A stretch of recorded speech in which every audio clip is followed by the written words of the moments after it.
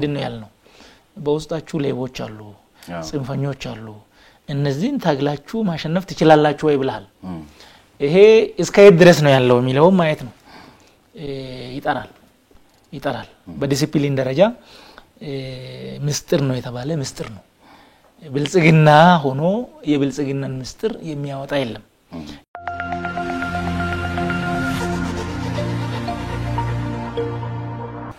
እሺ ወደ ጉዳያችን የኦሮሚያ ብልጽግና ፓርቲ ባለፉት 3 አመታት በሚወክለው ማህበረሰብ ክፍል ላይ በተለይ በኦሮሚያ ክልል በዲሞክራሲ በሰብአዊ መብት በሰላም በህግ ማስከበር ወይም በህግ የበላይነት ጉዳዮች ላይ መሰረታዊ በሆኑ የሀገሪቷ ህዝብ ጥያቄዎች ላይ ምን ሰራ ምን ለውጥ አመጣ ባለፉት 3 አመታት መጀመሪያ ነገር ያው ብልጽግና ሲባል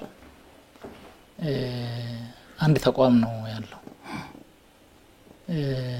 በምርጫ ቦርድ ደረጃ የሚታወቅ አንድ ብልጽግና ነው አሁን በ10 ክልሎች ያሉት የብልጽግና ቅርንጫፍ ጽፈት ቤቶች ናቸው ይሄ ግልጽ መሆን አለበት ማለት ነው ስለዚህ አቶ ታዬ የኦሮሚያ ብልጽግና ቅርንጫፍ ጽፈት ቤት ኃላፊ ነው እንደዚህ ልበል አይደለም ቅርንጫፍ ጽፈት ቤት ኃላፊ ቅርንጫፍ ጽፈት ቤት ህዝብ ግንኙነት ኃላፊ ነው ቅርንጫፍ ጽፈት ቤት እንደዚህ ቅርንጫፍ ጽፈት ቤት ይላል ታፔላው ግን እዛ ማለት እንትናችሁ ሎጎአችሁ ቅርንጫፍ ጽፈት ቤት የሚል ማህተምስ ነው የምትጠቀሙት ያ እንደዛ ነው ያየሁት ማለት ግልጽ መሆን ያለበት በምርጫ ቦርድ ደረጃ ገብቶኛል ያ እኮ እንዳይምታታ ነው በምርጫ ቦርድ ደረጃ አንድ ብልጽግና ነው የሚታወቀው ከዚያ ግን ዜናው ምኑም ፎርማል የሆኑ አጠቃላይ በመንግስት አሰራርም ይሁን በፓርቲ አሰራር ውስጥ የኦሮሞ ብልጽግና ፓርቲ ሲባል ነው ምናቀው ጽፈት ቤታችሁም የኦሮሞ ብልጽግና ፓርቲ ጽፈት ቤት ነው እንጂ የሚለው የኦሮሚያ ቅርንጫፍ ጽፈት ቤት አይደለም አንድ ለምን የሆነውን ነገር አትነግሩንም ማለት የሆነው ነገር እኮ ከህጉ አንፃር ያለው ነው የኦሮሞ ብልጽግና የአማራ ብልጽግና በዚህ ደረጃ ራሱን የቻለ ተቋም የለም ብልጽግና አንድ ነው ሌሎች ያሉት ቅርንጫፍ ጽፈት ቤቶች ናቸው አንድ ፕሮግራም ነው ያለው ብልጽግና አንድ መተዳደሪያ ደንብ ነው ያለው ብልጽግና እያንዳንዱ ህግ ደንብ ለሁሉም አፕላይ የሚያደርግ በዛ ደረጃ ያለ ነው ሶ ይሄ መምታታት ያለበት አይደለም ማለት ነው ግን ማን ነው የሚያምታታው እናንተ እኮ ናችሁ ማለት ዜና የሚሰሩ ሰዎችን ሌሎች ከፓርቲው ጋር በተያያዘ በማይገልጻችሁ መንገድ ለምሳሌ እኔ አሁን እንኳን ሲጀምር የኦሮሚያ ብልጽግና ፓርቲ ህዝብ ግንኙነት ኃላፊ ስል የኦሮሚያ ብልጽግና ቅርንጫፍ በል ለምን አትሉኝም እንደዚህ እናንተው ራሳችሁ ናችሁ እኮ እንዲታረም ማድረግ ያለባችሁ ወይ መምታታቱን ፈልጋችሁታል አልፈልግንም እሺ የኮ የነገርኩ ነው ለመምታታት ፍላጎት ከሌለ በስተቀር ብልጽግና አንድ ከሆነ ሎጂኩ ራሱ ይነግራል ህልውና ያለው በምርጫ ቦርድ እውቅና ያለው አንድ ብልጽግና ፓርቲ ነው ሶ ዋናው ብልጽግና በሌለበት ሌላው ብልጽግና ሊኖር አይችልም ማለት ነው ሶ ይሄ ግልጽ መሆን አለበት ግን በክልል ደረጃ ራሱ በዛ ደረጃ ሌሎች ቅርንጫፍ ጽፈት ቤቶችን በስሩ ሊያደራጅ የሚችል በዛ ደረጃ በራሱ በፓርቲው ገደምብ አደረጃጀት ያለው ነው እንጂ ብልጽግና አንድ መሆኑ ሊታወቅ ይገባል ማለት ነው እሺ አንድ ነው ይሄ ብልጽግና እንግዲህ ያው ዞሮ ለአደረጃጀት እንዲመቸው እዚያ ከሄደ የናንተ ቅርንጫፍ ወይም የኦሮሚያ ብልጽግና ቅርንጫፍ ጽፈት ቤት ለአደረጃጀትም ሲመቻች ስራውንም በዚያው መንገድ ነው የሚሰራው የናንተ ቅርንጫፍ ጽፈት ቤት በአብዛኛው በኦሮሚያ ክልል ላይ የብልጽግናን ፕሮግራሞችና ፖሊሲዎች ያስፈጽማል ማለት ነው ከዚያ አኳያ አንዱ ትልቁ የብልጽግና ፕሮግራምና ፖሊሲ በአገሪቷ ላይ የአገሪቷ ህዝቦች የህግ የበላይነት ተረጋግጦ ሰላማቸው ሰፍኖ ዲሞክራሲያዊት የሆነ ክልል እንዲኖራቸው ነው ፍላጎቱ ስለዚህ ከዚያ አኳያ ኦሮሚያ ክልል በብልጽግና ዲሲፕሊንና ህግ አግባብ መሰረት ይሄን አረጋግጧል ይሄን እየሰራ ነው በተጨባጭ ማሳያ ያረጋግጡልኛል በተጨባጭ እየሰራ ነው ያመጣቸው ውጤቶች አሉ በስራዎች ደግሞ ያው መነሻችንን በሚገባ ከተረዳን ያጋጠሙ ፈተናዎች አሉ ፈተናዎች ያጋጠሙን በኦሮሚያ ክልል ደረጃ ብቻ ሳይሆን በአጠቃላይ በሀገር ደረጃ ነበረ። ያው ብልጽግና እንዳይመሰረት ያው ኢህአዴግ በነበረበት እንዲቀጥል ለማድረግ የተደቀኑ ፈተናዎች፣ አደጋዎች ነበሩ። ያንን አልፎ ለዘመናት አይደለም በዚህ በጋራ ተሰባስቦ በአንድ ፕሮግራም አብሮ መሰለፍ ከዛ የዘለለ የጥላቻ የመጠራጠር ሰበካዎች ያንን አልፈን ብልጽግና በዚህ ደረጃ የኢትዮጵያውያን ጥያቄዎችና ፍላጎቶች ከዳር እስከ ዳር ከሞላ ጎደል የሚለያዩ አይደሉምና በጋራ ቆመን ያንን ቻሌንጅ ማለፍ አለብን የሚል አስተሳሰብ በኦሮሚያ ክልል ደረጃ ማስፈን ይችላል። አስተሳሰቡ እየሰረጸ ነው የሚገኘው። ያን ስንል ግን ይሄ አዲስ አስተሳሰብ በፊት ከነበረው የኢሳቤና ያወቃቀር ተለምዶ ጋር ተያይዞ ፈተናዎች በጣም ገጥመዋል። በውስጥ ራሱ ፈተናዎቹ ልክ ነው፣ ሁሉም ይስማማባቸዋል። በራሱ ለውጥ ላይ ተሆኖ በአንድ ጊዜ ሁሉ ነገር አልጋ ባልጋ ሊሆን እንደማይችልም ይገመታል። ግን ደግሞ በእናንተ አቅም ልታደርጓቸው ከሚገቡ ጉዳዮች ውስጥ ከፋፍለን እናያቸው። ለምሳሌ በዲሞክራሲያዊነት ደረጃ አንዱ የዲሞክራሲያዊ ስርዓት መገለጫ ምርጫ ነው። በኦሮሚያ ክልል ግን አማራጭ አልባ ምርጫ ነው የተደረገው። ኦሮሞን ወይም የኦሮሞ ህዝብ ሊወክሉ ይችላሉ ተብለው የሚታሰቡ ፓርቲዎች አልተሳተፉበትም። ብቻችሁን ነው የተወዳደራችሁት። አንድም ሰው ቢመርጣችሁ ብዙ ሰው ካርድ አውጥቷል። ብዙ ሰው የተሳተፈበት ምርጫ ነው። አንድም ሰው ቢመርጣችሁ ልታልፉ ነው። አሸነፍን የምትሉትና የዲሞክራሲያዊ ስርዓት መገለጫ የሆነ ምርጫ ነው ብላችሁ ልታወሩ ትችላላችሁ? በትክክል ዲሞክራሲያዊ ምርጫ በክልላችን ተደርጓል ብለን ነው የምናምነው። እሺ፣ መጀመሪያ ነገር የተወዳደርነው ብቻችንን አይደለም። የግል ተወዳዳሪዎች በርካታ አሉ፣ ያሸነፉም አሉ።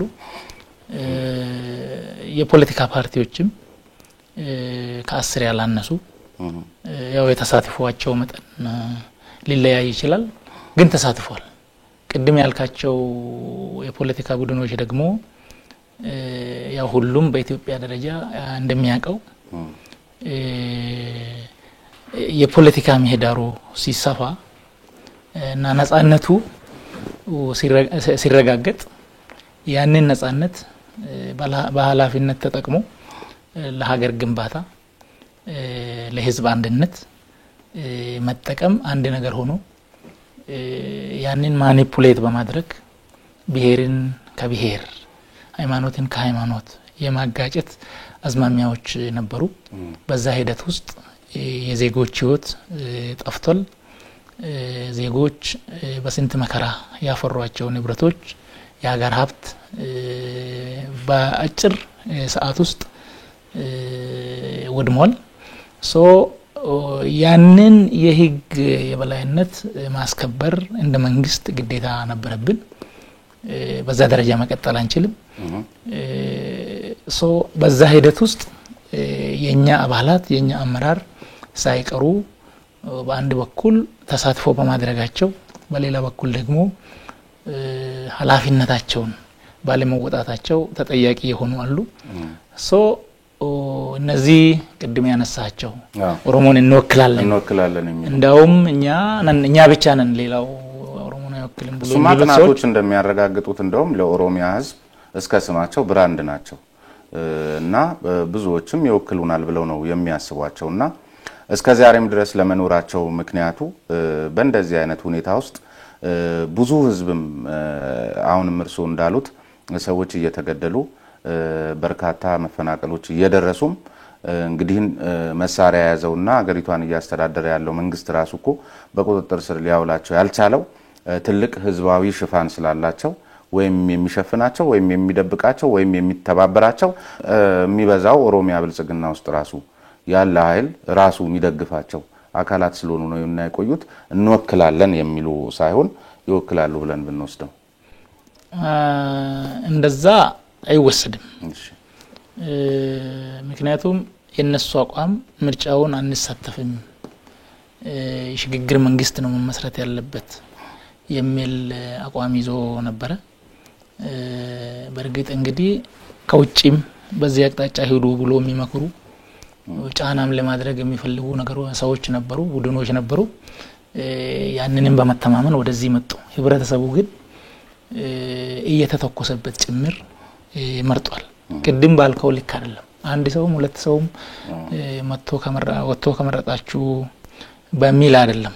አሁን ግን አሁን እርሱ ያሏቸው ወደ 10 የሚደርሱ ፓርቲዎች እንደው ማሞያ ካልሆኑ በስተቀር ወይም አሯሯጭ ካልሆኑ በስተቀር የሚታወቁም ስማቸውንም ሰምተን ምናቃቸውም ይሄን ያለም በሀገሪቷ ፖለቲካ ላይ ልምዱም ተጽኖም ያላቸው አይመስሉምና ከዚያ አኳያ ነው እስቲ ከዚህኛው እንደ ሀገር ካለው ፋይዳም እስቲ አንስተን ትንሽ ያብራሩልኝ። ለምሳሌ በምክር ቤት ከ170 በላይ ይመስለኛል የኦሮሚያ መቀመጫ በህዝብ ተወካዮች ምክር ቤት፣ ይሄ ማለት ወደ 30% ነው።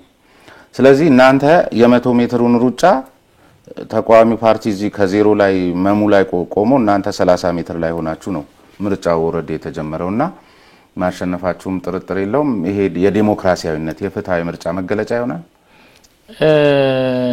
እንግዲህ ዲሞክራሲያዊ ምርጫ ማለት ምን ማለት ነው የሚለውን ማየት ነው። አንዳንድ ፓርቲዎች 10 አመት ሊሞላቸው ይችላል፣ ሌላው 20 አመት ሊሆነው ይችላል፣ ሌላው ደግሞ 2 አመት ተመስርቶ ሊሆን ይችላል። ግን ምርጫው ጊዜውን ጠብቆ ከመጣ አንተ 10 አመት እስኪሞላ ተብሎ አይጠበቅም። አሁን ይሞክርና በሚቀጥለው ደግሞ ዋናው ጉዳይ አካሄዱ ሁሉንም የሚያሳትፍ ነበር ወይ? የመሃል ዳኛው ምርጫ ቦርድ ባለው ህግ አግባብ ሁሉንም በእኩልነት በፍትሃዊነት ያስተናግዳል ወይ? ቅሬታዎች ሲቀርቡ ይታዩና ውሳኔ ያገኛሉ ወይ? ምርጫ ቦርድን ጭምር ፓርቲዎች እየከሰሱ እያስወሰኑበት ነው። ዋናው ጉዳይ ግን ምርጫን አንሳተፍም ያሉ ሰዎች ምንድነው ያሉት? ወጣችሁ ካርድ አትወሰዱ ነው የተባለው። በክልላችን ኦልሞስት ወደ 16 ሚሊዮን የሚጠጋ ሰው ወጥቶ ካርድ ወስዷል። ካርድ አትወሰዱ ብቻ ደግሞ ሳይሆን ወጣችሁ አትምረጡ ምርጫ አስፈጻሚዎችን ካርድ ያዙትን ሰዎች ሁሉ ያሳደዱ ችግር ሲፈጥሩ ነበር። ህዝቡ ያንን ጥሶ በራሱ ጊዜ ይሆነኛል ያለውን መርጧል እና በተወዳደሩበትም ባልተወዳደሩበትም አሁን ቅድም ያልካቸው ፓርቲዎች ቅርብ ጊዜ የተመሰረቱ ናቸው። ኦፍ ኮርስ የዝግጅት ጊዜው ለሁሉም እኩል አይደለም። ብልጽግና በፊትም መዋቅር ነበረው፣ አባላት ነበረው፣ እኩል ላይመጣ ይችላል። እኩል እንዲሆን እኛ ያንን ማድረግ አንችልም። እኛ ማድረግ የምንችለው ያንን ፈጥኖ መስራት የራሳቸው ፋንታ ነው። ማድረግ የምንችለው እንደ መንግስት ነፃ ዳኛ እንዲኖር ማድረግ ነው። ነፃ ዳኛ እንዲኖር አድርገናል። ችግር ካለ ውስንነት ካለ እየተስተካከለ ይሄዳል። ሁሉም ነገር በአንድ ጊዜ አያልቅም። እነዛ ቅድም ያልካቸው ሰዎች ግን ያሉት ነገር አልሆነም። አሁን በኦሮሚያ አንተ ታውቃለህ ያው ከለውጡ በፊት አመጽ በአንድ ፌስቡክ መስመር ተጠርተው የሚሆነውን ታውቃለህ። አሁን ብልጽግና ከተመሰረተ በኋላ 9 ጊዜ የገበያ ይቀባ ተጠርቷል። ወጣቱ ወጥቶ መንገድ እንዲዘጋ ገበያ እንዲዘጋ ተብሏል ማለት ነው። ከአምና ከአርቲስት አጫሉ ግድያ በኋላ 9 ጊዜ ተጠርቷል። አንድም ቀን አልተሳካም። ምክንያቱ ምንድነው? ህብረተሰቡ በቅቶታል። ከዚህ በኋላ አጀንዳ ያለው ሰው ካለ በአግባቡ ራሱን አደራጅተው በህጋዊ መስመር ይምጣ የሚል ነው። ብልጽግና ሊሆን ይችላል፣ ከብልጽግና ውጪ ሊሆን ይችላል። እነሱ አንተም ታውቃለህ በዚህ ሀገር ውስጥ ከሚዲያ ነጻነት አንፃር ከለውጡ በፊትና ከለውጡ በኋላ ያለውን እያንዳንዱ ኢትዮጵያዊ ይገነዘባል። ከምርጫ ቦርድ አንፃር በፊት የነበረው ምርጫ ቦርድና አሁን ያለው ይታወቃል። ከፍርድ ቤት አንፃር የፍርድ ቤት ነጻነቱ ምን እንደሚመስል ከለውጡ በፊትና በኋላ ይታወቃል በዚህ ሁኔታ ውስጥ ምህዳር ጠበበብኝ የሚል ፓርቲ ከዛ በፊት በነበረው ላይ አንድ ግለሰብ ተከበብኩ ስላለ ብዙ ሰው ሞቷል ወዘተርፈ የሚል ነገር አስተያየቶትን አንዴ ተመልክቼ ነበርና መጀመሪያ እንዳይከበብ አድርጋችሁ አቀማጥላችሁ ያስቀመጣችሁ እናንተ መልሳችሁ ደግሞ ምትከቡም እናንተ ስለዚህ ተከበብኩ ቢል አንድ ነውር ነው ወይ ልክ እኮ ነው መጀመሪያ በዛ ደረጃ እንዲታጀብ አርጋችሁ በሰፊው የሰጣችሁት አካል ያ ነገር ሲጎልበት ቢደነግጥ ነውር ነው ወይና ይሄስ ልክ ነው ወይ የሆነን አካል በፈለጋችሁት ጊዜ እንደሆነ ታገዝፉትና ታንቆለጳጵሱትና ከዚያ ደግሞ ያልፈለጋችሁት ለት ዘጭ ስታረጉት እንደዚህ አይነት ነገር ይከሰታልና በማድረግና ባለማድረግ ሂደት ውስጥ የናንተ እጅ ስለሚሰፋ ለሞቱት ሰዎችም እናንተውም ጭምር ናችሁ እንጂ ተጠያቂ መሆን ያለባችሁ ተከበብኩ ያለውና ያላለው ነው ወይ ግልጽ መሆን ያለበት ጉዳዩ የመከበብ ወይም ያለ መከበብ ጉዳይ አይደለም በወቅቱ ብልጽግና ሊመሰረት እንቅስቃሴ ሲደረግ የነበረበት ነው የመደመር እሳቤውም መጻፉም የተመረቀበት ነው ሶ መከበብ እንደ ምክንያት ነው እንጂ ሴራው የተጠነሰሰው ከዛ ቀደም ብሎ ነው ሶ ተከበብኩ ወይም ተከበብን ያሉት ሰዎች እሱን እንደ ምክንያት በማንሳት ሰዎችን ለማነሳሳት እንጂ ከበባም ስለመኖሩ አሁን እርግጥ የሆነ ነገር የለም አንድ ሁለተኛ አንተ እኔ ያው የወረዳ አስተዳዳሪ ሆኜ በኔ ወረዳ ጠባቂ ቢሰጥ ያው የሚጠብቁ የኔ ፖሊሶች ናቸው ከዛ በኋላ ሌሎች የኔ ፖሊሶች ሲመጡ ተከበብኩ እንዴት ይላል መጀመሪያም አንተ ጋር ያሉት የኔ ፖሊሶች አይደሉም ምንድነው እሱ ራሱ እሳቤው ራሱ ሲታይ በኔ ፖሊስ በኔ ወታደር እየተጠበቅ እንደገና ታየ ከበበኝ ልትል አትችልም እሳቤው ራሱ ሲተት ነው አንድ ሁለተኛ ከበባው በኋላ ተከበብኩ ካለ በኋላ ያግለሰብ በጣም ረጅም ጊዜ ነበር ያ ችግር መወገዱን ፖሊስ ደርሶ ችግር የለም ከተባለ በኋላ በቃ ነገሮች ተረጋግቷል ተስተካክሏል በል ተብሎ በሽማግሌዎች በአባገዳዎች ተለምኖ እምቢ ብሎ የመጀመሪያው ቀን በዛው ብሎ ችግር የተፈጠረው ሰዎች የተገደሉት ንብረት የወደመው በማግስቱ ነው ምክንያቱም ሴራ ስለነበረ ጉዳዩ ከበባ ስላልሆነ ከበባ ለመኖሩ ሲረጋገጥም አሁን ከበባው የለም ማለት ይቻል ነበር ጧት አልተባለም ግን ሰው ጉዳዩ እኛ ኃላፊነት የምንወስድበት አይደለም ሆን ተብሎ የተደረገ ነው እዛው አካባቢ የሚወራረድ ሂሳብ ሌላው ግን የሚስተዋል የብልጽግና የኦሮሚያ ብልጽግና ብቻ ሳይሆን እንደ ብልጽግና እንደ አጠቃላዩ የፓርቲ ዲሲፕሊን እና የኮሙኒኬሽን ስርዓታችሁ በጣም የተዛነፈ ነው ለምሳሌ እናንተ ጧት የመከራችሁትን ያወራችሁትን ምናልባትም በከፍተኛ አመራር ደረጃ የተወራውን እስከ ሰነዱ ጭምር በውጪ ሚዲያ ማታ እንመለከታለን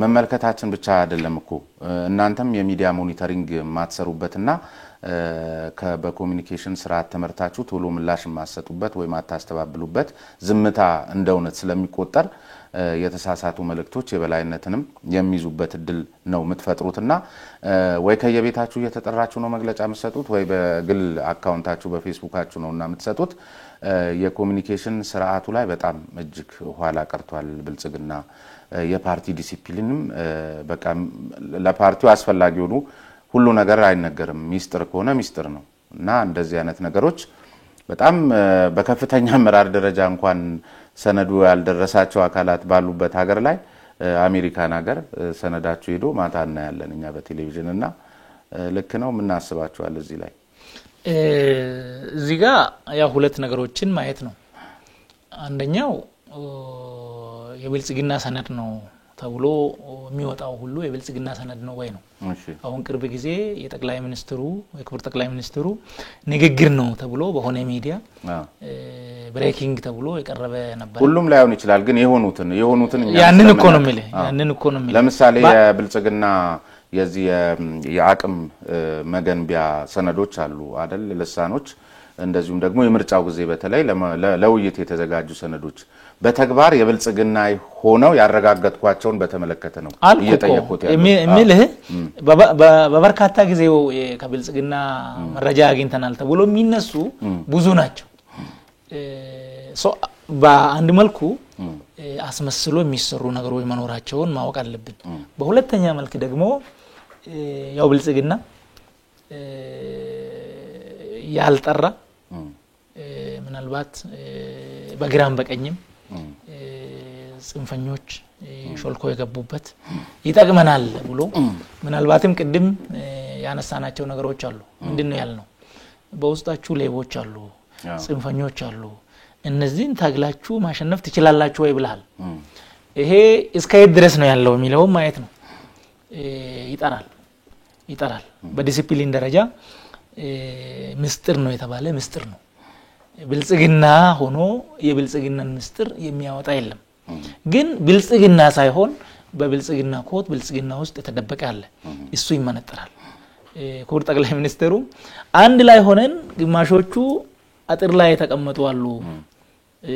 ሙዚቃ ወደዚህ ከመወቀ ወደዚህ ሊገቡ ወደዚህ ደግሞ ከሆነ ወደዚህ ሊመጡ የተቀመጣል አሉ። ይስተካከላል። በዚህ መንገድ አንቀጥልም። ብልጽግና ከሆነ ሰው ብልጽግና መሆን አለበት። ብልጽግና ካልሆነ ደግሞ ወደሚመለከተው ወደሚመስለው አካል መሄድ አለበት። አሁን ግን ያልጠሩ ነገሮች አሉ። እስኪጠሩ አንዳንድ ችግሮች ሊገጥሙ ይችላሉ። ከኮሙኒኬሽን አንፃር አይ ቲንክ ብልጽግና መሪህ አለው። ያ መሪህ ፕሮግራሙ ላይ በግልጽ ተቀምጧል። የፖለቲካ ፍልስፍናው አፕሮቹ ፕራግማቲዝሙ መደመሩ ግልጽ ነው። በዚህ መዋቅር ውስጥ ክስተቶች ሲከሰቱ ያንን እሳቤ መሰረት በማድረግ መግለጫ መስጠት መናገር የግድ ያስፈልጋል። የሚቃረን ነገር ካለ ያ እንግዲህ ቅድም ያልኩ ሌሎች ፍላጎቶች ሊኖሩ ይችላሉ። በዛ ነው። ያለበለዚያ ግን በእያንዳንዱ ጉዳይ አሁን ክስተቶች በየሰዓቱ በየቀኑም ነው። ጠዋትም ተከስቶ ክስተት ነው፣ ምላሽ ሊያስፈልጋቸው ይችላል። እንደገና ማታም ሌላ አይነት ክስተት ሊመጣ ይችላል፣ እሱ ምላሽ ሊያስፈልግ ይችላል። በእያንዳንዱ ጉዳይ መሰብሰብ አይቻልም። ስልጣን በተሰጠው ተዋረድ አሁን በእኛ ክልል የኛን ፓርቲ ጉዳይ የሚመለከት ካለ ከላይ እስከ ታች ኦፍ ኮርስ በዞን ደረጃ መግለጫ እንዲሰጡ የሚደረግበት ሁኔታ ይኖራል። እኔን ይመለከተኛል። የፓርቲ ቅርንጫፍ ኃላፊው በሌላ ስራ ተጠምዶ ሊሆን ይችላል። ጉዳዩ ደግሞ ኢንፎርሜሽን ቶሎ ሊያስፈልግ ይችላል። እኔ ባለኝ ቲም ተቀምጠን አቅጣጫውን አይተን ኢኒሺዬቲቭ ወስደን መሄድ ለመሳሳትም ነፃነት አለ ለመሳሳት። በዚህ ጊዜ ውስጥ ሁሉም በመሰለው ሲባል እንግዲህ ቻሌንጅ ገጥሞ ለውይይት ሁኔታ በማይኖርበት ጊዜ በዛ ደረጃ የሚሰጡ ነገሮች እዛ ውስጥ የሚከሰቱ ስህተቶች እነሱ ኖርማል ናቸው። ከዛ ውጭ ግን ከብልጽግና ሐሳቤ የተቃረኑ እነሱ ብልጽግናን የማይመስሉ እሱ ያው ቅድም ባልነው መሰረት ብልጽግና ያልሆኑ የብልጽግናን ኮት የለበሱ ወደፊት የሚጠሩ ቀደም ሲል ሳነሳሉት ነበር። ከፍተኛ አመራሩን በተመለከተ ሳነሳሉት የግምገማው ሂደት ያን ያመላክትም እንዳልሰማ ዝም የሚባልበትስ ምክንያት ምንድነው? ልክ ነው እንደዚህ አይነት ነገር? አይ ቲንክ ብልጽግና ፕሮግራም እንዳለው ቅድም አንስቻለሁ። ፕሮግራሙ በፖለቲካ በኢኮኖሚ በማህበራዊና በውጭ ጉዳይ ግልጽ ነው የተቀመጠ ነው። መሪዎቹ አንደኛው ህብረ ብሔራዊ አንድነት ነው፣ ሁለተኛው ነፃነት ነው፣ ሶስተኛው የዜጎች ክብር ነው። ዜጎች ስንል ትንሽ የምንለው የለም፣ ትልቅ የምንለው የለም። እያንዳንዱ ኢትዮጵያዊ ክብር ይገባዋል ነው። እያንዳንዱ ኢትዮጵያዊ ነፃነት ይገባዋል ነው። ከዚህ የተዛነፈ አስተሳሰብ እና አሰራር ከብልጽግና ጋር የሚሄድ አይደለም ማለት ነው። በጠቅላላው ስናይ ነገሮችን ከማስተካከል አንፃር ግን ያው በተለያዩ ቦታ በተለያየ መነሻ የሚፈጠሩ ነገሮች አሉ። ከአንድ ቦታ ሳይሆን ሌላም ቦታ በባላንስ ስናይ ማለት ነው። ችግሮች አንድና ሁለት አይደሉም፣ በጣም የተወሳሰቡ ናቸው። አንተም ትረዳለህ። እነዚህን ውስብስብ ነገሮች አንዱን ክር በመሳብ ብቻ የሚታስተካከል አይደለም ሲስተሚክ በጣም ስትራቴጂክ በሆነ መልኩ ሄደ አንደኛ በእሳቤ ደረጃ ዋና ያክር ዋና ፍሬሙ መሰረቱስ ቢሆን ለምሳሌ አንድ ጎጆ አንድ ምሰሶ ላይ ይቆም እንጂ ማገሩ ምኑ ሳጋው ይሄ ሳር ክዳኑ ሁሉ አለ እዛ ጋር ግን ምሰሶ ላይ ከተነካች ያቺ ክር በሷ ደረጃስ ብትሆን እንዴ አንዱን ክር በመምዘዝ የሚባል እኮ አይደል ሁሉም ክር እኩል አይደለም ለዚያ ነው ሁሉም ክር እኩል ባለ መሆኑ ነው ዋናው ምሰሶ ግን እስካሁን አልተነካም ዋናው ምሰሶ ብልጽግና አወቃቀር አለው አወቃቀሩ ያው ማዕከላዊ ኮሚቴ አለው ከማዕከላዊ ኮሚቴ ቀጥሎ ስራ አስፈጻሚ አለ ማለት ነው ጉባኤም አለ አሁን ጉባኤ ቀጥሎ ሊደረግ ይችላል ሶ በዛ ደረጃ ግምገማ ይደረጋል ግምገማ ተደርገው ብልጽግና ማን ነው በእሳቤ ደረጃ ብልጽግና ማን ነው በተግባር ደረጃ ብልጽግና ማን ነው ብልጽግና ነኝ ብሎ ማሰብ ብልጽግና ነኝ ብሎ ማውራት የሚችለው ከሰፈር ወጥቶ ታላቋን ኢትዮጵያ አንድ ላይ ማየት የሚችል ለሁሉም እኩል የሚቆረቆር ሁሉንም ችግሮች ከጫፍ እስከ ጫፍ በሚችለው አቅም ለመፍታት የሚጣጣር የኢትዮጵያውያንን አንድነት ብዙነትን ባከበረ መልኩ ለማምጣት የሚሰራ ብልጽግና ነኝ ማለት የሚችለው ይሄ ነው ሶ በዚህ ደረጃ ግምገማዎች የተደረገው ነገሮች ይስተካከላሉ ታየ ብልጽግና ነው ወይስ አይደለም የሚለውን እየኖረ ነው ወይስ ዝም ብሎ ላፍ ነው ብሎ ከወጣ በኋላ ደግሞ ሌላ ነው በማንኛውም ደረጃ እሱ ነው ይሄ ሂፖክሪሲ ካለ እያልን እያወራን ግን ደግሞ ከመተባበር አቅጣጫ ውጭ ያለውን እየተረጉ መውሰድ በማንኛውም አቅጣጫ ሁሉም የሚስተካከሉ ሲተቶች ተገምግመው ያው ይኖራል ሰው እስከሆነ ጊዜ ድረስ የሆነ ሐሳብ ኖሮ አላማም ትልቁን አላማ እያሰበ በተለያየ ስልት አሳካዋለሁ ብሎ አስቦ ሊሆን ይችላል የሚስተካከል በግምገማ የሚስተካከል ይስተካከላል ግን ከመተባበር ከመከባበር ከመደማመር ውጪ የሚሄድ ማንኛውም ሰው እኔ የሚሳካላቸው አይመስለኝም ዝም ብዬ ሳይ ይሄ አስተሳሰብ በግለሰቦች ላይ ብቻ አይደለም ፍልሚያው ከባድ አይሆንም ወይ እዛ የግምገማ አዳራሽ ውስጥ ያ17ቱ ቀን ግምገማ አይነት ይሄ በአብዮታዊ ዲሞክራሲ ላይ የሚደረገው የሴራው የምናምኑ ነገር በጣም ለኦሮሚያ ብልጽግና ቅርንጫፍ ጽፈት ቤት ፈታኛ ያረግበትም ወይ ምክንያቱም ጥቂቶች አይደሉምና ብዬ ነው አንደኛው ግልጽ መሆን ያለበት እንደዚህ አይነት የተግባርም የእሳቤም ችግር ያለበት በኦሮሚያ ክልል ደረጃ ብቻ ለመሆኑን ማየት ያስፈልጋል እኔ አሁን ስለ ኦሮሚያ ያወራው በተለያየ ቦታ መኖሩን ማሰብ ያስፈልጋል እነሱን ስናቀርብ ኦሮሚያም ጋር ስትመጣ ሰው በብሔር በክልል በዛ ደረጃ ነው የሚያስበው እንጂ በጎጥ ደረጃም ይሄ እሳቤው ይሄ የእኩልነት የሚዛናዊነት የፍትሃዊነት እሳቤ እስካልሰረጸ ድረስ በዛ ደረጃ መተሻሸቱ መተፋፈጉ አለ ማለት ነው ታች ድረስ ነው የሚሄደው ቀበሌ ለቀበሌ እንደዛ ነገር ነው የሚሄደው ሶ የብልጽግና እሳቤ ታላቋን ኢትዮጵያ ያሰበ ከቤቱ እየጀመረ እየተደመረ የሚሄድ ነው እኔ ምናልባት እርሶ ብዙ ጊዜ ማህበራዊ ሚዲያውን ስለሚያዩት እንደዚህ ያልተመለከቱ እንደዚህ አይነት ነገር እንዳለ የሚያሳይ ማአት ነገር የለም የገሌ ግሩፕ ሲነካር ሪሚል ባስተሳሰብ እንደ ሀገር ተቃኝቶ በሐሳብ የበላይነት እንኳን የሚከራከር እኮ አካል አይደለም እናየውና ገሌ ለምን ተለካ ብሎ በዚህ በኩል በዋሚል እንደዚህ አይነት የተሰለፈ ነገር ያለ ይመስላል ምናልባት እንዲበጃችሁ አጥንታችሁታል ዋናው ጉዳይ አይ ቲንክ ያው ቲፒኤልኤፍ ታቃለ መዋቅሩ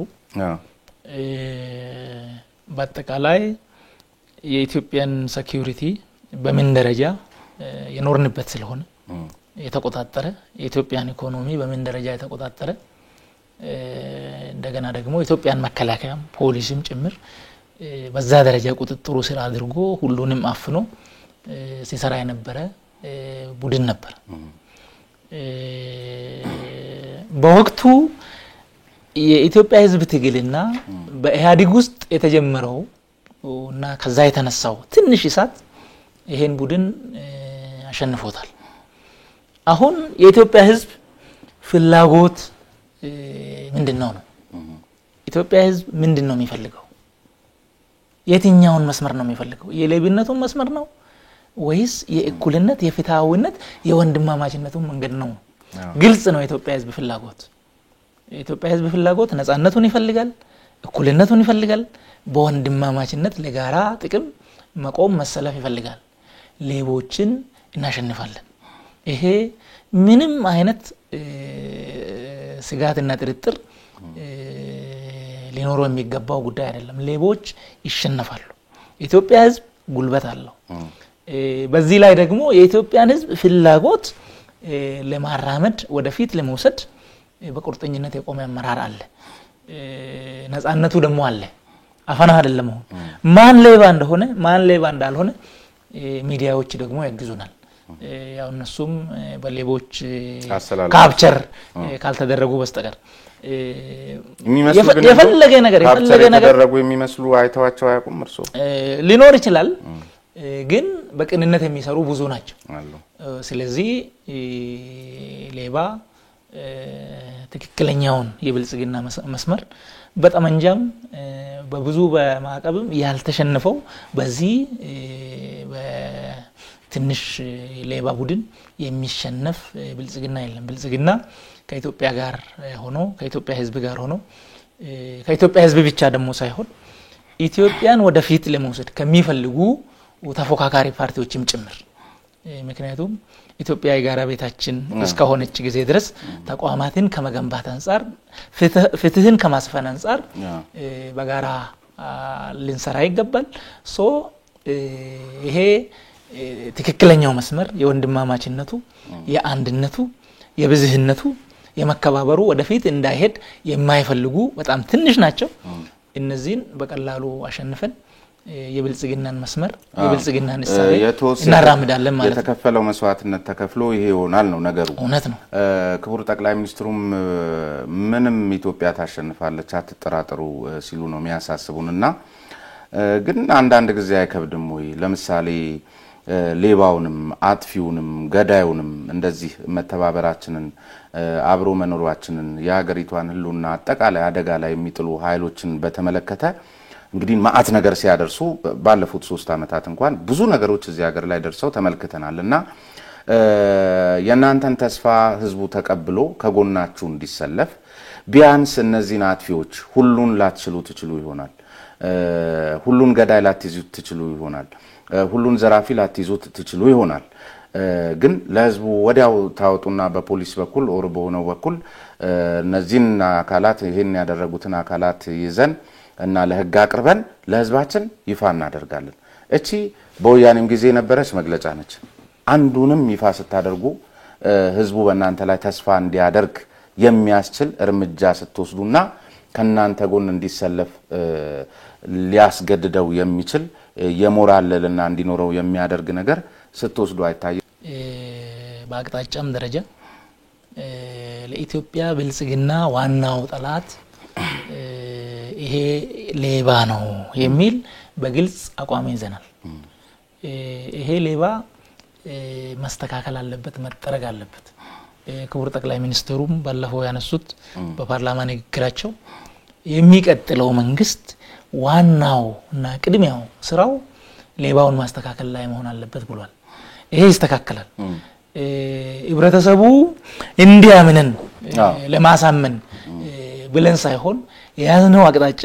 ሊሳካ የሚችለው ይሄንን ሳንካ ማስወገድ ስንችል ብቻና ብቻ ነው ይሄ ሀገርም ሊቀጥል የምንችለው ምናልባት ዋጋ የከፈልንበት ነፃነት ሊቀጥል የሚችለው ይሄ ሳንካ ይሄ ትልቁ ሳንካ አደጋው ሲወገድ ብቻ ነው ሶ ስለዚህ በእናንተ በኩል የምንፈልገው ሊከብድ ይችላል አትችሉትም እንደዚህ እንድትሉን ሳይሆን ሌባ መወገድ አለበት መወገድም ይችላል እና መሸማቀቅ ነው ያለበት ሌባ ጉልበት እየሰጣችሁት ነው እናንተ ሌባ አቅም አለው ሌባ አቅም የለውም ስለዚህ በዚህ ደረጃ ነው እንድትረዱትም ለምሳሌ ባለፈው 27 አመታት አሁን ለውጡንና ትግሉን መቋጫ እንዲያጣ ያደረገው ነገር በዚያኛው ያፈነገጠው አካል እኮ ይሄን ያህል ጉልበትም የጦር መሳሪያም ኖሮት ሳይሆን ሲዘረፍ የነበረውና ሳይታወቅ ሲበላ የነበረው ገንዘብ ጥቅም ላይ ይዋለ ይመስለኛል።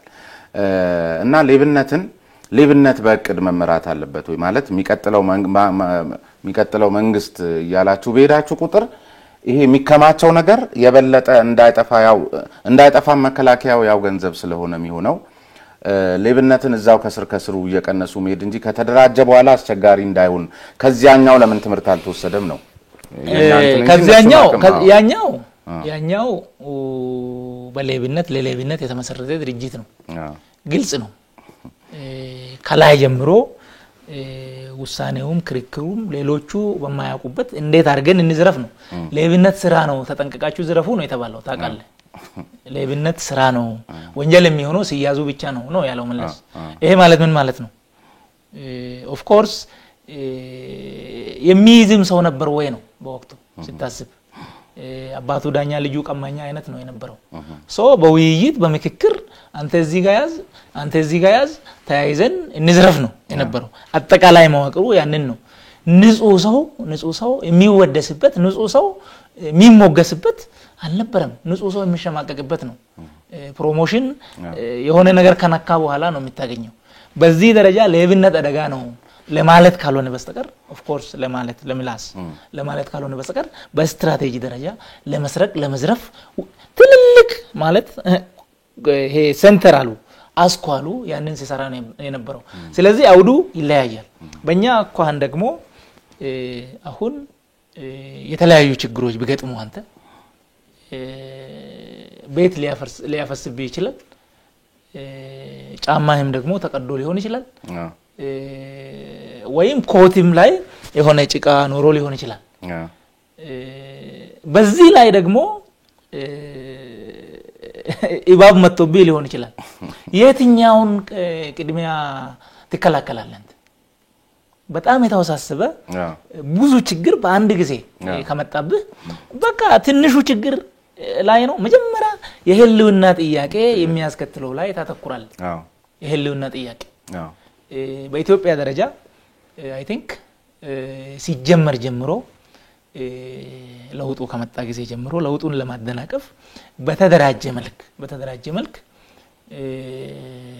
ባጀት ተበጅቶ ስትራቴጂ ወጥቶ ኢትዮጵያውያንን እርስ በእርስ በማበላላት ኢትዮጵያን ማፍረስ ከውጭም ከውስጥም ሲሰራ ነበር።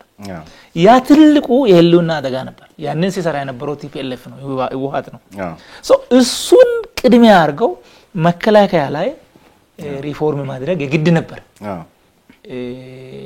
አሁን ሌሎች ነገሮች ላይ ለማተኮር ጊዜም ያስፈልጋል። ደራይ ስራዎች ደግሞ አሉ። እዚህ አጀንዳ አለ፣ ከውጪ ይመጣል፣ ብዙ ነገሮች አሉ። ስለዚህ በጣም የህልውና አደጋውን ካስወገድክ እና ቁጥጥር ስር ካረክ ቀጥሎ ያለውን ደግሞ ትይዛለህ። ከዛም ቀጥሎ ያለው ቅደም ተከተል ጉዳይ ካልሆነ በስተቀር ሌብነት በኢትዮጵያ ደረጃ በግለሰብ ደረጃ በጣም አደጋ፣ በማህበረሰባዊ እሴት ደረጃ በጣም አደጋ ለኢትዮጵያውያን ጥዩፍ የሆነ ስለመኖሩ እኔ አላውቅም። ግን ያው ቅድም ያነሳናቸው ነገሮች የተበላሸ አመለካከትና የተበላሸ እጅ ያዙ አመራር በተለያዩ ከተሞች የሰሯቸው ከሌብነት ጋር ተያይዞ ይኖራል። የሚንጸባረቁ አሳፋሪ ነገሮች አሉ። ይሄ የመንግስት የክልሉ መንግስት አጠቃላይ ብልጽግና እንትንም አይደለም፣ ህዝብም የኦሮሚያም ጠቅላላ መገለጫ አይደለም። በተወሰነ ደረጃ የሚታዩ ነገሮች አሉ። እሱ የሌብነት አሳፋሪ መገለጫ ነው። ይሄ መስተካከል ያለበት ነገር ነው። ከካሳ ክፍያ አርሶ አደሩን የተፈናቀለውን መልሶ ከማቋቋም አኳያ የተሰሩ ስራዎች በአንዳንድ አካባቢዎች ካልተዛነፉ በስተቀር በበርካታ ቦታዎች ስትራቴጂክ በሆነ መልኩ ህይወታቸው ወደፊት የሚቀጥልበት የሚሻሻልበት መንገድን መነሻ በማድረግ የተሰራ ነው። የተዛነፉ ነገሮች ሊኖሩ ይችላሉ። ሌላው ግን አሁን የኦሮሚያ ወጣት ገንዘብ ተከፍሎታል። ኦሮሚያ ላይ በርግጥ እንዳነሳው በርካታ ወጣቶች ኦሮሚያ ላይ ብቻ ለምሳሌ አሁን እርሶ ሊሉኝ የፈለጉት ገባኝ ገንዘብ መከፈሉን በኮምፕሌክስ ደረጃ ላይ ያነሳ የሚችል አካል ሊኖር ይችላል። የኔሱ ጉዳይ አይደለም። ምን ይላነሳ የፈለኩት ስለሚገባቸው ተከፈላቸው አልተከፈለም እንጂ አልተከፈለም። ምክንያቱም የሚገባቸው ግን ያገኙ አካላት ከስራ ጋር በሚያስተሳስር አግባብ ካልሆነ ዝም ብሎ ገንዘብ ነገ ወደ ስራ ካልገቡበት ወይም ደግሞ በሚችሉት የስራ ካልተሰማሩበት የሚታነሳው ነው ነገር ትክክል ነው። ትክክል የሚሆነው ምንድነው? መንግስት በመንግስት ደረጃ የሚያደርጋቸው ነገሮች እንትኑን አይተው ፕሮፖዛሉን አይተው ምንድነው የሚሰራው ይሄ ያዋጣል ወይ በሚል ደረጃ የስራ እድል ፈጠራ እንትን አለ። በዛ ደረጃ የሚደረግ ነገር አለ። ከዛ የዘለለ ይሄ ብልጭልጭ ነገር የሚወጣው እሱ የተሰረቀ ገንዘብ እንጂ በመንግስት በኩል በስትራቴጂ የተሰራበት አይደለም ማለት ነው። መንግስት በዛ ደረጃ አልሰራም አይሰራም። ይሄ ባልተገባ ቦታ በመጠጥ ቤት አካባቢ በሌሎችም አካባቢዎች የሚታዩ ይሄ በመንግስት በኩል በስትራቴጂ በዚህ ደረጃ የታሰበ ሳይሆን ተሰርቆ የሚደረግ ነው። እሱ ደግሞ የሚስተካከል ነው መስተካከል አለበት። ይሄ የሚሆነው መታየት ያለበት አሁን ከሌብነት ጋርም ሲያያዝ ማን ነው የሰረቀው ማን ነው የማይሰርቀው ታውቃለህ አይደል? ሌብነት እኮ እሳቤው በየቤቱ ድረስ ነው የገባው እሳቤው። ምክንያቱም ፕሮሞት የተደረገ ነገር እሳቤው አይደለም ዘጋኮ ገሌ ምናምን ተብሎ እንደገና ሌባ እንደ ብልጥ የሚታይበት ማህበረሰብ ሆነ። ይሄ ነው መስተካከል ያለበት። የት ነው ይሄ? ሁሉም በሰሜን ጫፍ በደቡብ ጫፍ በምዕራብ በምስራቅ አትልም ሁሉም ቦታ ሌብነት እንደ መልካምነት የሚታይበት ግን ደግሞ ሀገር እንደሚያጠፋ ያልተገነዘቡበት በርካቶች አሉ። ይሄ መስተካከል አለበት ከእሳቤ ጀምሮ አንድ ቦታ ላይ ብቻ ሳይሆን። በነገራችን ላይ እርሶ የኦሮሚያ ብልጽግና ጽፈት ቤት ህዝብ ግንኙነት ኃላፊ ብልጽግና ቅርንጫፍ ስለሆኑ እንጂ ከኦሮሚያ ክልል ላይ ያሉ ጉዳዮችን ማነሳው ይሄ ጉዳይ ሌብነቱ ሌላ ቦታ የለም ይያልኩ አይደለም። ከዛ አኳያ እንዲያዩልኝ ፈልጋለሁ። ከዛ ውጪ ይሄ አሁን ኦነግ ሸኔ የሚባለው ነገር ላይ ራሱ በፊት ኦነግ ሸኔ ስትሉን ቆያችሁና ሽብርተኛ ስትሉ ሸኔን ለብቻው አረጋችሁት ምንድነው? አሁንም ደግሞ እንደገና የሆነ ጥፋት ሲጠፋ ኦነግ ሸኔ ነው የምትሉት። ሽብርተኛ አረጋችሁት ሸኔ የሚባለውን ነው። ሸኔ የሚባለውን ደግሞ በፊት ለብቻው ሸኔ ተብሎ ገሌ የሚመራው በሚል ነገር አናቅምና ምንድነው እዛ ጋር የሆነው ነገር? እዛ አካባቢ አይ ቲንክ አንተም ትዝ ይልሃል ኦነግ ሸኔ ኦነግ በርግጥ ከኢትዮጵያ ሲወጣ አንድ ሆኖ ወጥቶ ሲመጣ 5-6 ሆኖ ነው የመጣው። ስለዚህ ኦነግ ብለህ ስትል ይሄ ለውጥ ትክክል ነው የምንወዳደር ከሆነ በሰላማዊ መንገድ በህጋዊ መንገድ ተሳትፎ ማድረግ አለብን ብሎ የሚያምኑ አሉ። አይሆንም በአንድ በኩል ህጋዊ መስለን በሌላ በኩል ደግሞ ታጥቀን በሁለት ካርድ እየተጫወትን መሄድ አለብን ብሎ ደግሞ የሚያምን ኦነግ አለ። ያንን ለመለየት ኦነግ ሸኔ የሚባል ያው ሸኔ የሚባል ይሄ ስራ አስፈጻሚያቸው ሸኔ ብሎ ስለሚጠሩት በዛ ደረጃ ኦነግ ሸኔ የሚል አለ ማለት ነው በአቶ ዳውድ ኢብሳ የሚመራው። እሱ እንደገና ለሁለት ተከፈለና አሁን አንደኛው ክንፍ በርግጥ ጉባኤ አድርገው ያንን ጉባኤ ምርጫ ቦርድ እውቅና ነስቶት ፍርድ ቤት ከሰው ፍርድ ቤት ፈርዶላቸው አሁን ፓርቲ ሆኖ መጥቷል። ኦነግ ናቸው። ምንድነው የሚደረገው? እንዳይምታታ ይሄ ሸኔ የሚባለው ሰላማዊ መንገዱ አይሆነኝም ብሎ የወጣው ሸኔ ሽብርተኛ ነው በሚል ተሰይሞ ይሄኛው ደግሞ ሰሜን ፕሮቴክት አድርጎ አለ። ምክንያቱም ህጋዊ ስለሆነ በእውነትም ህጋዊ ሆኖ የሚንቀሳቀስ ስለሆነ ለኢትዮጵያ ዲሞክራሲም የበኩሉን አስተዋጽኦ ያደረገ ስለሆነ ያንን ለመለየት ሸኔ የሚባለው በዚህ መጣ ማለት ነው ስለዚህ ለማምታታት ሳይሆን ግልጽ ለማድረግ የሆነ ነው ማለት ነው የነዚህንም ፕሮቴክት ማድረግ ተገቢ ነው ግን ዛሬም ድረስ እንደዚህ አይነት ነገሮች ሲደርሱ የናንተ አመራሮች የብልጽግና መለው አመራሮች ዛሬም ኦነግ ሸኔ ይላሉ አሁንም ፕሮቴክት እያደረጉ አይደለም የዛኛውን ስማ ይሄም ይሆን ከሆነ ያው ይሆናል ኖርማሊ አሁን አንዳንድ ጊዜ የኢትዮጵያ ህዝቦች የአንድ ሀገር ሆነን ህዝቦች የሚባለው ነገር የተለያየና አይነት ለማድረግ ሆን ተብሎ የተፈጠረ ነው ስለዚህ የኢትዮጵያ ህዝብ አንድ ነውና የኢትዮጵያ ህዝብ ንበል ብለን ብንል የተለመደ ነገር ለብዙ ጊዜ የተባለ ስለሆነ የሆነ ጊዜ ተላላባል ጉዳይ ነው የሆነ ጊዜ እሳበ ፍላጎት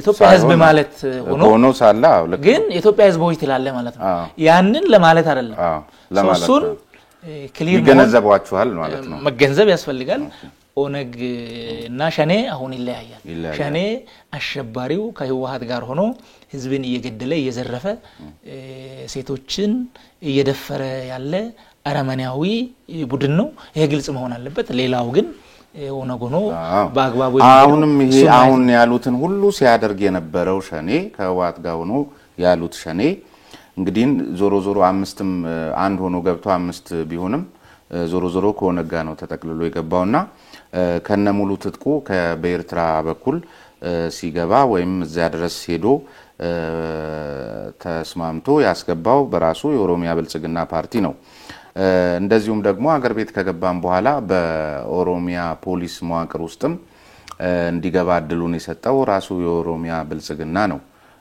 ወይም በወቅቱ የነበረው ኦዲፒ ነው ከዚያ በኋላ ደግሞ አሁን ያሉአቸው ነገሮች ሁሉ ሲያደርግም ቆሞ ሲመለከተው የነበረው ራሱ የኦሮሚያ ብልጽግና ነው ስለዚህ በቃ የኦሮሚያ ብልጽግና ቃታ መሳብ ነው እንጂ አብሮ የቀረው ሁሉን ነገር አመቻችቶታልና ተጠያቂ አይሆንም አብሮ የኦሮሚያ ብልጽግና በርግጥ በወቅቱ ያው ኦዲፒም ስለነበረ ሲገባ የነበረው ራሱ ሆነ ያለው ፓርቲ ነበር ከዛ ደረጃ ነገሮችን ስናይ ምንድነው የሆነው ያኔ የሆነው የኢትዮጵያ ህዝብ ባደረገው ትግልና የለውጥ አመራሩም የህዝቡን ጥያቄ ተቀብለው ከዚህ በኋላ በነበረው መንገድ መሄድ አንችልም ብሎ አቋም በመያዙ የነበረው ሁኔታ ተቀይሯል ያ ሲቀየር ውጪ የነበሩ በትግል ስም ውጪ የነበሩ ፓርቲዎች ወደ ሀገር እንዲገቡ ተወስኗል አርበኞች ግንቦት 7ም የገባው የተወሰነ ትጥቅ ነበረው የኦጋዴን ብሔራዊ ነጻነት ግንባርም በዛው ልክ የተወሰነ ትጥቅ ነበረው በርካቶች ደግሞ ትጥቅ ያልነበራቸው በዚህ ደረጃ እንዲገቡ ተደርጓል ኦነግም የገባው ይሄ ኦነግ ሸኔ በዚህ ማይቀፍ ውስጥ ነው የመጡት እሱ ብቻ ሳይሆን 5-6 በዛ ደረጃ የተደራጁ አሉ እንደመጡ በዛ ደረጃ ውሳኔ ተወስኖ ለውጡ ማለት የዲሞክራሲ ምህዳሩ የፖለቲካ ምህዳሩ ሰፍተው ሁሉንም የሚያጫውት መሆን አለበት በጠመንጃ የነበረው ትግል መቅረት አለበት የሚል ሐሳብ ስለነበረ መጡ ማለት ነው ሲመጡ ግን ያው ከኤርትራ የመጣው አርዳይታ የሚባል ኮሌጅ ወስደን ለወራት አሰልጥነን ለፖሊስ ብቁ የሆኑትን ምክንያቱም ያ የነበረው ስለሆነ የተወሰነ 1200 ምናምን አካባቢ ነው የመጣው እሱ ለፖሊስ ብቁ የሆኑ ወደ ፖሊስ ያንን ደግሞ የማይችሉ ምናልባት መምህራንም የጤና ባለሙያዎችም ነበሩ እዛም እሱም በሙያው እንዲሰማራ ለማድረግ ተሞክሯል ያንን በማቀፍ ምክንያቱም ዝም ብለ መንገድ ላይ ሜዳ ላይ የምትበተን ከሆነ ችግር ስለሚኖር ማለት ነው ግን ያ በዛ at the same time በሌላ መንገድ የገባ በምዕራብ ኦሮሚያ የገባ ከደቡብ ሱዳን ኦር ከተለያየ አካባቢ የተወሰነ ኃይል መጥቶ ነበር ያ እንዲገባ ብዙ ጥረት ተደርጓል ይሄ አይዋጣም የመጣንበት ብዙ ክሳራ አስከፍሎናል ይሄ ህብረተሰብ ለብዙ ጊዜ ታግሏል ለብዙ ጊዜ ሰላሙ ተረብሿል አሁን ማረፍ ነው ያለበት ብለን አመራሮቻችን እየተገደሉ ጭምር አባት ወርቤ በሚባል ብዙ የዞን አመራር ብዙ የወረዳ አመራር ብዙ እየተገደሉ በትግስት እረባካችሁ ወደ አልተፈለገ አቅጣጫ አትወሰዱን በሽምግልና በተለያየ ቦታ በአባገዳዎች ብዙ ልመና አድርገን እንቢ ያሉን ማለት ነው ምክንያቱም ያኔ ቲፒኤልኤፍ በነበረበት ጊዜ እና ወጣቱ ከባድ ትግል ላይ በነበረበት ጊዜ አንድም ቀን ፊታቸውን ያላየናቸው አንድም ጥይት ያልተኮሱ አሁን ቲፒኤልኤፍ ከስልጣን ገለል ሲል ትግላቸው የሞቀው መጀመሪያ ማብሮ የነበሩ ግን በዛ ሂደት ውስጥ አመጣጡ ላይ እንዲመጡ መወሰኑ ትክክል ቢሆንም በዛ ደረጃ ከመጡ በኋላ የሰሩት ስራ እንደ ፓርቲ እንደ አመራር ብዙ አመራሮችን ብዙ አባላትን ያጣነበት ሂደት ነው የነበረው ህብረተሰቡም ላይ ደግሞ በጣም ጉዳት ደርሷል አሁን ሰው የሚያየው እነሱ ፖለቲካን አስበው ቅርብ ጊዜ የጀመሩት ብሔር ብሔረሰቦች ላይ የነበረውን ማጥቃት ነው ከዛ በፊት የነበረው ግን አንተ የብልጽግና ሰላይ ነህ አንተ የብልጽግና የቀበሌ አመራር ነህ አንተ የብልጽግና እንደዚህ ነህ ተብሎ ያለቀው